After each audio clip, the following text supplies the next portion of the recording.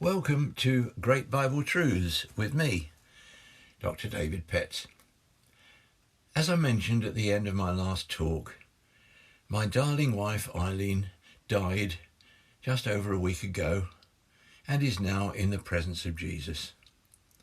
This talk will take the form of a tribute to Eileen, and the talks on Mark's Gospel will resume early in April. For those of you who knew her and may wish to attend, there will be a service of thanksgiving for her life at 3 p.m. on Friday the 22nd of March in the Dagenham Baptist Church. But now for my tribute. Eileen was born on the 6th of January 1939 in Stockport, Cheshire. Her parents, Cecil and Sarah Littlewood, were from a Methodist background, but were not regular churchgoers. However, they did send Eileen to Sunday school, and when they moved to Dagenham, their nearest church was an Assemblies of God church, Bethel Full Gospel Church, and it was there that at the age of 7, Eileen accepted Jesus as her Saviour. From that moment on, she never doubted and unswervingly followed the Saviour she had come to love so much. When the family moved from Dagenham, she attended Hornchurch Baptist Church, where she was baptised in water at the age of 15. I was attending Elm Park Baptist Church, and when we were both 18, we met at a joint youth rally held in a local park. That meeting turned out to be the beginning of a wonderful 67-year-long relationship. At that time, I was expecting to become a Baptist minister, but in September 1959, having heard about the baptism in the Spirit from some Pentecostal friends, we both started to attend prayer meetings at the Dagenham Assemblies of God Church and were both baptised in the Spirit in the very church where Eileen had received Jesus as her Saviour. We were married 3 years later, as soon as I had graduated from Oxford, and moved to Colchester, where I became the pastor of the AoG Church in Straight Road, Lexton.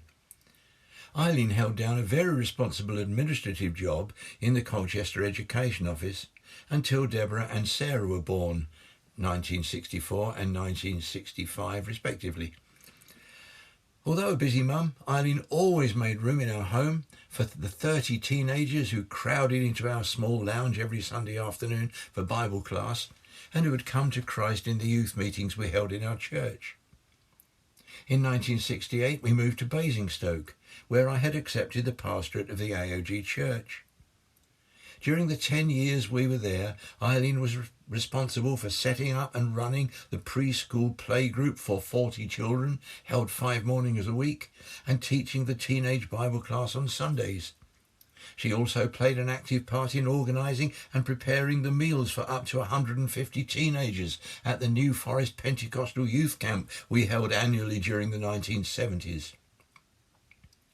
During this period, my ministry was becoming increasingly in demand, both nationally and internationally, and although she now had 3 young children, Jonathan having been born in 1970, Eileen never complained, but totally supported me in all the Lord was calling me to do. And that support became all the more important when I was appointed to be the principal of Mattersey Hall Bible College. Eileen served as matron of the college from 1978 to 1999.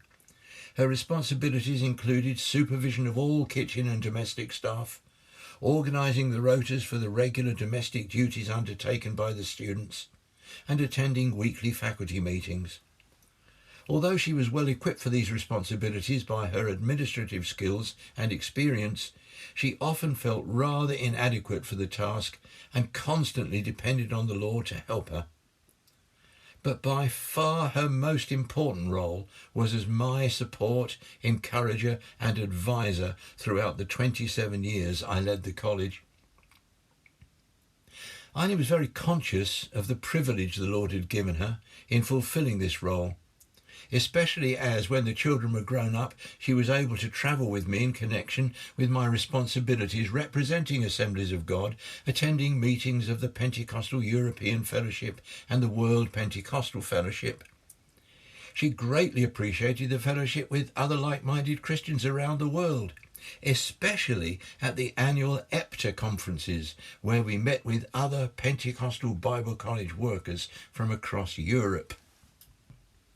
When I retired from Battersea in 2004, we moved to Devon and became members of Brixham Community Church, AoG, where Eileen used her gift of hospitality in organising garden party cream teas for the over 60s, barbecues for the neighbours, and serving coffee after church on Sunday mornings. She also continued to travel widely with me, both in ministry and on holiday. Sadly, this all came to an abrupt end when Eileen was left severely disabled by a massive stroke in June 2016. Despite all the frustration that this caused to a woman who'd been previously so active, Eileen never lost her sense of humour and was convinced that God had a purpose in what he had allowed to happen, knowing that one day she would walk again. That day has now come, and no longer in a wheelchair, she stands in the presence of the Lord she loved and served for so many years.